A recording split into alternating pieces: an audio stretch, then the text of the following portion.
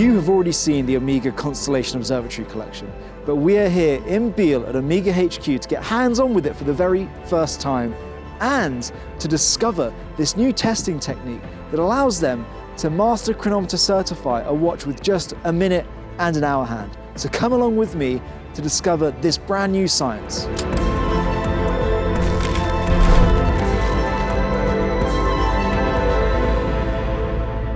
So here we have it, guys. This is the entire Omega Constellation Observatory collection. This is the brand new update, and I've got all 9 references in front of me. So let's break them down and dive into these details a little bit. The easiest way to break these down is going to be their case metals. So we'll start off with this tray in front of me, and these are all Omega steel. And this is really the entry point into the collection. We have 4 dial types, 3 of which are singled out by the fact that the pipe hand dial is grooved, and then one of them does not have any grooving on that pipe hand dial. And that is because that dial is made out of ceramic, which is something we've seen before from Omega in the Seamaster line, but now adding it this inky black texture into the Constellation, I think is the best move. It really gives a nice smart dress watch feel to that watch.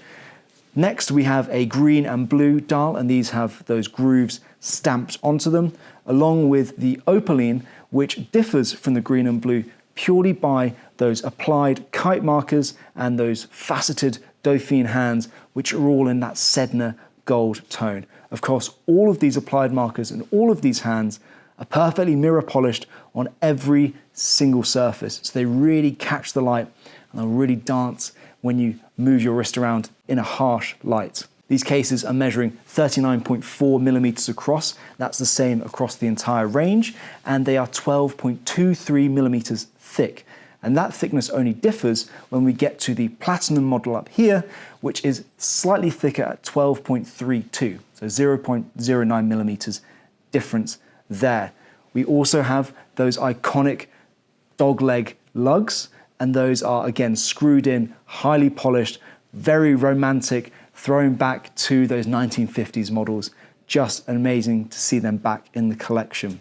Inside this range here, we have the 8914 standard caliber.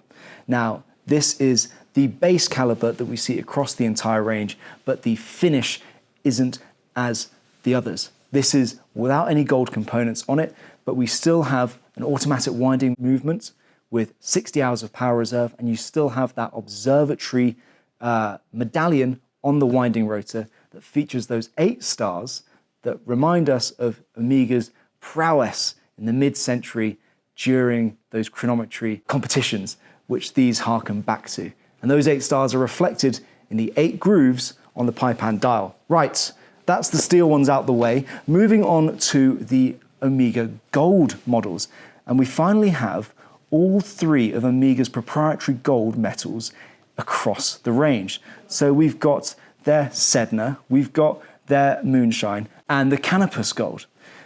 Each of these is done with a tone-on-tone dial, hands, and marker set. So you have this amazing monochromatic look across the entire range. But there's one that stands out, and that's the Moonshine Gold, because the Moonshine Gold can also be purchased on a 9-row brick bracelet. Now, this is the holy grail of the collection. Again, it's throwing back to the Grand Lux and Deluxe models that were released in the 50s on that same style bracelet. This one, executed to perfection, has a gorgeous buckle, is silky, it's smooth, it's hefty. That's my favorite model of the entire collection, without a doubt. These dials also differ from the steel ones because their grooves on the pipe hand dial are actually hand guillocheed, which is something I've never seen from Omega before, leveling up that level of craft that they are bringing to this watch, matching the level of chronometry with the level of craft. Something Omega is showing me again and again that they're able to do, which is fantastic. Now inside these is the 8915 Lux movement. This comes with either Sedna gold on the rotor and the escapement bridge, or for the first time in an Omega movement, which is quite exciting for those that look for this sort of thing, we have Moonshine gold on that rotor and escapement bridge. Of course, that medallion is still on that skeletonized rotor. Finally, we come to the Mac Daddy of the collection, and that has to be this platinum gold model. You have a platinum gold case, and then the dial is made of platinum that is PVD'd to this yellowish gold tone. Now, unlike its pure gold cousins, this dial plays with contrast a little more, so you have these silver hands and kite applied markers that really stand out against that yellow gold ace dial. The movement on this is the 8915 Grand Lux, and that means that you have a Sedna gold rotor and escapement bridge, but the medallion now has aventurine glass acting as the night sky against that observatory and those 8 stars. A really special feature for Amiga to include. And again, hand guilloche grooves on the pie pan. This comes on a grey leather strap that has the scale lines painted in gold to really match the contrast on the dial. Now, if you buy the gold or the platinum, you get this lovely little presentation box as an added extra. Holding this watch in your hand, the one thing that kind of jumps out to me as someone obsessed with dial text is the script of the word observatory. Now, why is this watch called the observatory when it's never been to an observatory for testing? So I thought, who better to ask than the man himself, Reynald Eichelman, CEO of Amiga. I think observatory is something so famous. Also is in French, observatoire. It reminds tourists. Our logo, our design of the Constellation Observatory means also very clearly to look, to dream, to look at the sky. As the laboratoire precision is all about the facts, and that's what we like. A watch like this would not be that valuable, that incredibly symbolic for Omega, if that would not be linked with this breakthrough of having that kind of watch being certified by like platform testing.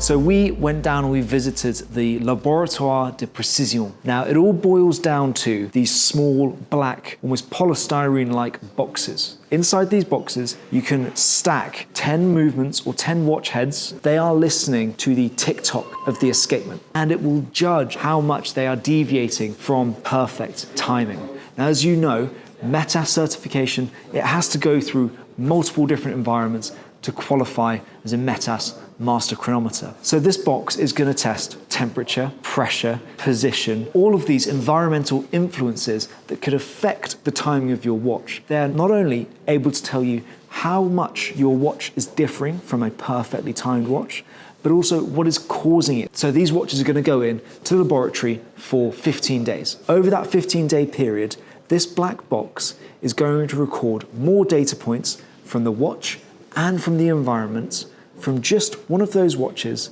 than METAS has gathered in its entire existence on every METAS certified watch. Now that is an impressive amount of data, and to me, that is the real step forward here. This is not limited to the Amiga Constellation. You can give any watch to this laboratory and it will produce the same accurate results every single time. So, as always, I want to know what you guys think. Let me know down in those comments your thoughts on, of course, these new watches, this new Amiga Constellation Observatory collection, but also what do you think of this new testing regime that Amiga and the laboratory have come up with? Are you intrigued by it? Are you impressed by it? Do you think that we're going to see this rolled out across the industry? Let me know down in the comments. I'll see you down there. And as always, don't forget, like the video and subscribe to Time+Tide to see more reviews just like this one.